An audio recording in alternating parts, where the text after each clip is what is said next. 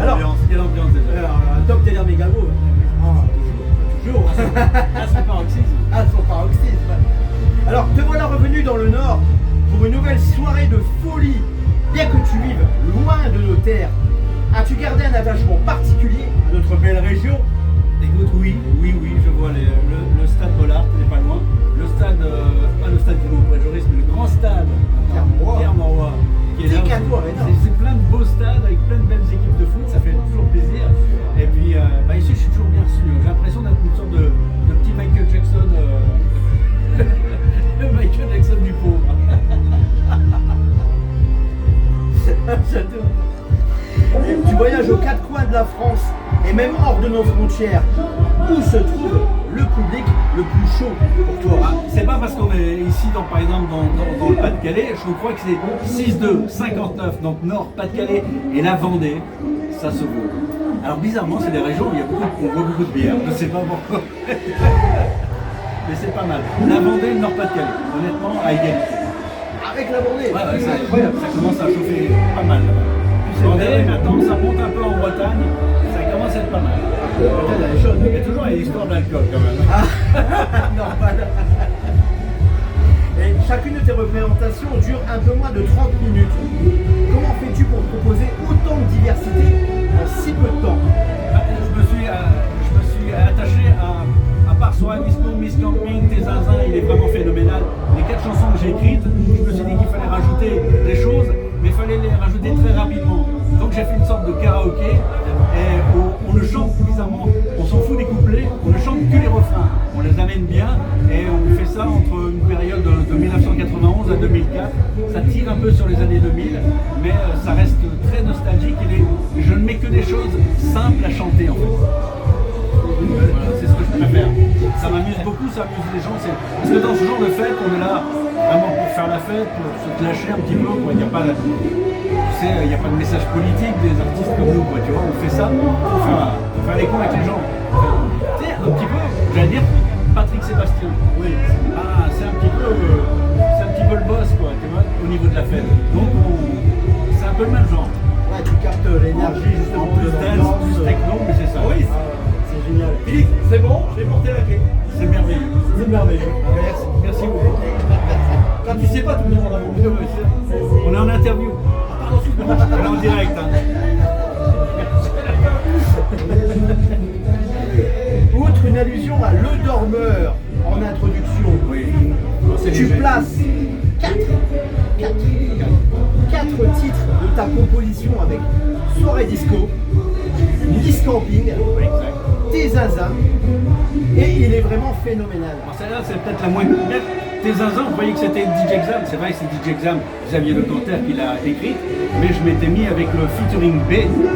On s'était caché, ensuite c'est devenu featuring Boris, mais c'était un titre du deuxième album déjà de Boris qui avait été remixé. Et ce qu'on sait moins, bien sûr, c'est qu'il est vraiment phénoménal, et c'est toute la même équipe, c'est Xavier Le Canter, et en tant qu'auteur, c'est moi. Et ça, c'est un gros groupe. C'est peut-être, je crois bien, le titre le plus commercial des années 90, si tu réfléchis bien. Oui. Ça a touché toutes les classes de la population, et même les plus anciens, comme les plus jeunes, comme les gamins à l'époque. Je crois que celle-là, c'est peut-être la plus populaire en fait. C'est ça, puis d'ailleurs j'ai remarqué aussi que justement ce titre-là, il y en a peu qui l'assimilent à l'artiste Ouais, on l'assimile à un peu tout le monde c'est un peu accaparé. Ouais. Tout le monde a cru que c'était une chanson de la rue, mais non, c'est toute l'équipe Boris qui était derrière ça. Et finalement, parmi ces 4 titres que tu places, tu les as mis aussi dans un ordre qui était chronologique, du plus ancien au plus récent. Pas vraiment, j'essaie que ça matche bien entre les titres, et quand ça va pas, je reviens chez moi, je rechange l'ordre. C'est très important l'ordre des titres. Il ne faut pas mettre que les bombes, il faut mettre ce qu'on appelle des bombettes, des titres moins forts, pour que la bombe puisse exploser en fait. Ah ouais, d'ailleurs j'imagine mal à toute berzingue en plein été quoi. Voilà, il y a des trucs à pas faire, à pas placer, et puis quand on arrive au bon timing, après ça, on n'y touche plus ou presque plus. J'ai fait beaucoup de changements tous les lundis en venant en studio pour dire il manquait ça, maintenant j'y touche presque plus. Merci. Ta playlist est assez diversifiée.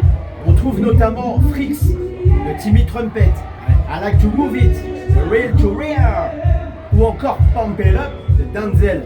Comment sélectionnes-tu tous ces morceaux? Par envie, par goût, le goût du public. Et surtout, sélection, qu'est-ce que le public va pouvoir faire là-dessus? Est-ce qu'ils vont pouvoir communiquer, faire la la la, faire wo wo wo, faire yeah yeah yeah, ou alors chanter pump it up, don't you know pump it up, you got to pump it up, c'est facile. Même quelqu'un qui ne connaît pas l'anglais sait. Donc je fais en sorte que ce soit populaire et que le public puisse le reprendre facilement. Et moi, à la base, je ne suis pas un chanteur, je ne suis pas Céline Dion, tu vois ce que je veux dire. Si moi je sais chanter, le public sait le faire également. Ça c'est important en fait. C'est être pareil que le public, avec lui. C'est pour ça.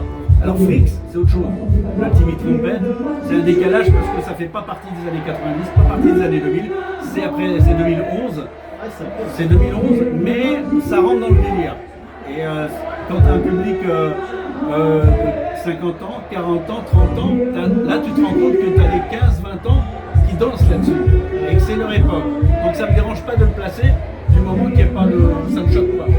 Et c'est un gros boost. Surtout la version que je fais en fait. Parce que je ne prends pas les bouts de disque. Oui. Le truc, dans le Hit Mix Boris ou dans le karaoké, ce ne sont que des versions remixées, retravaillées spécialement pour le live. C'est ça la force du truc en fait. C'est retravaillé. Là, tu mets pas le bout du disque. Il y en a qui le font, mais pas nous. Tu sens déjà le prochain mot, notamment pour le Frix. Tu sens, ça part et après c'est bon, voilà, mais tu vois, le qui part, ça. Voilà, c'est ça. C'est un bel entraînement. Et donc tu es le premier à avoir inventé il y a 10 ans ce medley hyper rapide pour faire chanter les gens. Beaucoup t'ont imité par la suite, mais le résultat n'est pas le même. Ah, ça c'est quoi? C'est toi qui le dis? Oui. Alors je t'en parlais justement parce que moi ils sont remixés. C'est des remixes spécialement pour la scène. J'essaie que sur les 50 secondes où je vais utiliser la chanson, elle soit presque plus puissante que la version originale. Alors elle serait peut-être très chiante sur le disque en entier, trop lourde, trop puissante.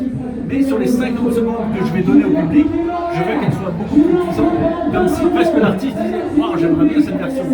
Mais je crois que c'est ça, ils sont retravaillés, mais pas vraiment pour musique de chevet. Ils sont retravaillés pour le live, pour la scène, et pour que les gens fassent les fous. Et en fait, après il y a une imitation parce que ça marchait bien, parce que c'était très court, donc bon après d'autres ont mis des bouts de disques, mais bon moi j'ai la chance de pouvoir, j'ai pris le temps pour le faire. Ça fait 10 ans que je travaille dessus sur les mix. En tant qu'ancien disque jockey, c'était normal que je le fasse. Voilà. C'est une sacrée logique.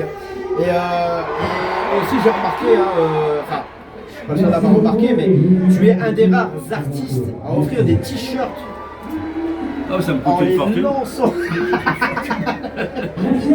En les lançant dans la foule en plein show. Oui. Et pourquoi et comment t'es venue cette idée? Parce que ça c'est les gens de l'ancienne école, ça. C'est les gens de plus de 40 piges qui font ça. Parce qu'on faisait ça à l'époque on faisait la discothèque, donc on est issu du milieu discothèque, on balançait toujours des goodies, des cadeaux. Donc j'ai tout fait, j'ai fait les lunettes, j'ai fait les casquettes, mais le t-shirt c'est vraiment le truc qui fait vraiment plaisir. Ouais. C'est collector. Et puis quand t'as les gosses, le 14 juillet, les gosses sont là, ils sont contents. C'est un petit peu comme le Tour de France, tu sais, le passage de la caravane du Tour de France avec les cadeaux, c'est un peu ça. Mais chaque fois que j'ai un t-shirt, et au bout de 7 minutes, je commence à brandir le t-shirt, d'un seul coup il m'adore, tu vois. Il m'aime bien. Là maintenant il m'adore et il se rapproche. C'est ça, qu'est-ce que vous voulez? C'est un coup fatal pour l'ambiance. J'imagine. Voilà. Ça doit pas être donné, effectivement. En nouveauté 2025, et comme finale, tu proposes le Zombie Challenge. Oui. Je sais pas, j'ai proposé ça il y a une semaine sur les réseaux sociaux parce qu'on avait filmé le final et c'était sur Zombie de Cranberries. Oui. Et il se trouve que, alors je me suis dit, ça va être plus dur parce que là ça chante en anglais et donc ça a bien marché en Suisse, en Belgique aussi parce qu'ils sont plus anglophones et en France ça commence à arriver quand même. On va pas sous-estimer le public français, au contraire, il le chante bien. Donc comme je postais des vidéos de ce final sur une chanson de Cranberries, j'ai dit ça va être le challenge, faites mieux que le précédent, faites mieux que la semaine dernière, faites mieux que telle région, c'est ça quoi, le Zombie Challenge. Mais c'est vrai que c'est incroyable, pour suivre justement les vidéos que tu mets, on a l'impression que c'est une folie frissonnante et une euphorie hypnotisante. Voilà, c'est ça, tu as trouvé les bons mots. Je vais le mettre sur mon dossier de presse. Je peux te le noter si tu veux. Alors justement, et sur les réseaux, où tu cumules pardon, plus de 22 000 fans rien que sur Facebook et Instagram. C'est bien. Et voilà. Plus de 22 000. Si, j'ai fait le calcul. Indochine quand même. Ah ouais, mais attends, 22 000. 22 000. Ça vaut pas ni 22K, Indochine ni Patrick Sébastien. Bah, c'est quand même énorme, rien que sur les deux là, hein, parce que c'est pas là derrière. C'est bien parce que j'y travaille pas beaucoup, quoi. J'en ai pas fait, tu vois, un truc. Genre faut le faire quoi, tu vois, j'en mets de temps en temps quoi, tu vois. Mais ça fait plaisir. Mais je me rends compte que Soirée Disco est devenu populaire. Oui. Depuis 4-5 ans, je me suis rendu compte que c'est devenu un vrai, ce qu'on appelle dans le métier un gold, un gros souvenir. Oui. Donc maintenant c'est diffusé sur Nostalgie, sur la FM, donc ça c'est signe que c'est un beau succès quoi, tu vois. 30 ans cette année. 30 ans l'année prochaine, en 2026. C'était pas 95? Non, ça a été créé en 95, mais c'est sorti en 1996. Donc les 30 ans c'est pour 2026. Eh bah rien que ça. Et quelle est la chose la plus... non pardon, autant pour moi. Oui bah voilà. Et donc, excuse-moi, c'est parce que du coup on était parti sur autre chose. Et par rapport à tes 22 000 fans, je vois en fait hein, sur les réseaux sociaux, tu montres beaucoup de photos et de vidéos du public. Est-ce que pour toi, le spectacle est parmi l'assistance quand tu es sur scène? Pour moi c'est eux qui font le show. Désolé, quand on me dit t'as été bon, mais si le public n'avait pas chanté, je serais resté con, quoi, tu vois. Attends, je sais le faire, je sais envoyer le truc, quoi, tu vois. Mais moi j'ai besoin du public, c'est le public qui fait le show. Hein. Et puis c'est toujours plus vendeur de mettre plus. Enfin, je suis pas Michael Jackson, quoi, je sais pas faire des moonwalk, donc ça sert strictement à rien de me filmer moi, quoi, parce que ce qu'il faut c'est filmer l'ambiance. Remarque bien une soirée techno, un festival techno, qu'est-ce qu'on filme? Les gens des fois, les disques jockeys ils se mettent de dos et on voit les gens faire les cons, c'est ça. Ouais. Les gens veulent voir ça, les gens veulent voir l'ambiance que ça donne.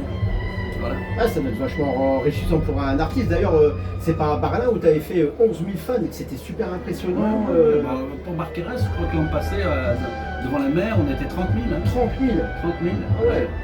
Ça doit être impressionnant quand tu vois justement tout le monde qui répond à l'unisson. Pas plus en fait. Ce qui fait le plus peur, c'est quand il y a une petite audience. Ah ouais. Une petite salle ou une discothèque qui ne fonctionne pas. J'ai déjà vécu ça par le passé. De jouer devant 50 personnes, ça fait beaucoup plus peur. Ouais. C'est beaucoup plus angoissant. 30 000 après, tu ne vois pas le monde de toute façon. C'est sûr. Mais t'es porté par les gens. Quoi. Ouais, quand on a un qui mène, les autres ils suivent derrière. Voilà.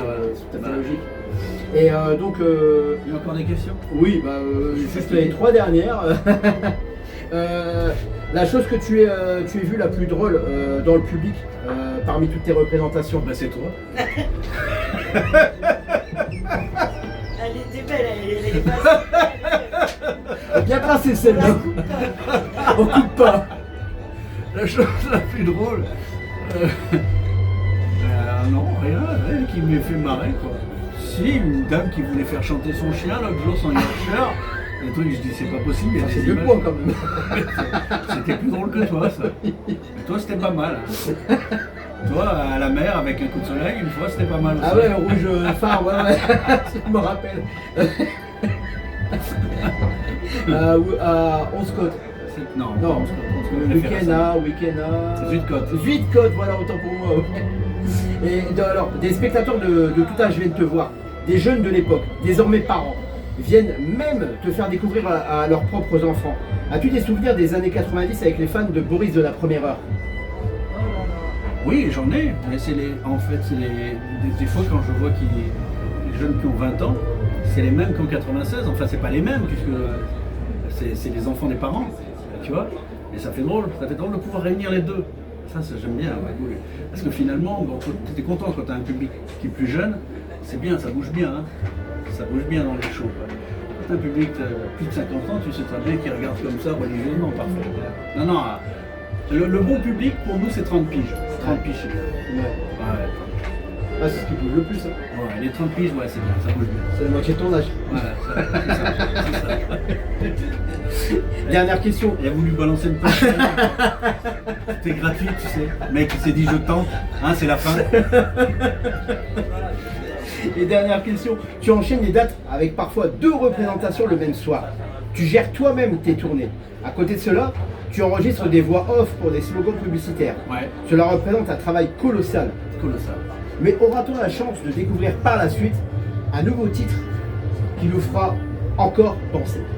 Je sais pas, là, ça c'est peut-être le problème un peu de Patrick Hernandez, Don't Be Alive, tu sais, sortir de Soirée Disco, si je sors un truc, on va me dire, c'est bien, mais c'était mieux Soirée Disco. Ça, c'est la peur de ça, quoi. Ouais. Patrick Hernandez, ça a été ça toute sa vie, quoi. Il a voulu tenter des trucs, mais Born to Be Alive, quand même, tu vois. Quand tu tapes un truc, et puis, j'allais dire, le genre d'artiste comme nous, je crois qu'on aime bien entendre les vieilles chansons. Tu vois ce que je veux dire? C'est fait exprès. C'est comme ça, c'est dans la nature de tous ces concerts, on veut entendre des vieux trucs et on ne veut pas spécialement entendre les nouvelles. Non, c'est vrai. Bah, la soirée Il y disco a peut-être- remasterisée. Oui, c'est déjà sur scène, c'est un peu du remasterisé, tu sais. Non, je crois pas. Ah oui. Pas avec un nouveau. Non. Sinon, on voit souvent faire des doubles concerts, mais c'est pas si fatigant que ça en fait. S'il y a une fatigue, elle est nerveuse, parce que tu fais attention à tout. Mais tu sais, moi, à 20 ans, j'ai fait du marteau-piqueur pour gagner ma vie. Donc, ça, c'est vraiment fatigant. Il y a des métiers très fatigants. Celui-là, c'est. Plaisir. Hein, finger in the nose. Finger in the nose, c'est bien. Beaucoup de plaisir. Beaucoup de plaisir aussi. Non, c'est pas fatigant. Bah, Philippe, grand merci à toi. Ça Merci va, pour cette ça interview. va. Ah oui, avec plaisir. Merci à vous.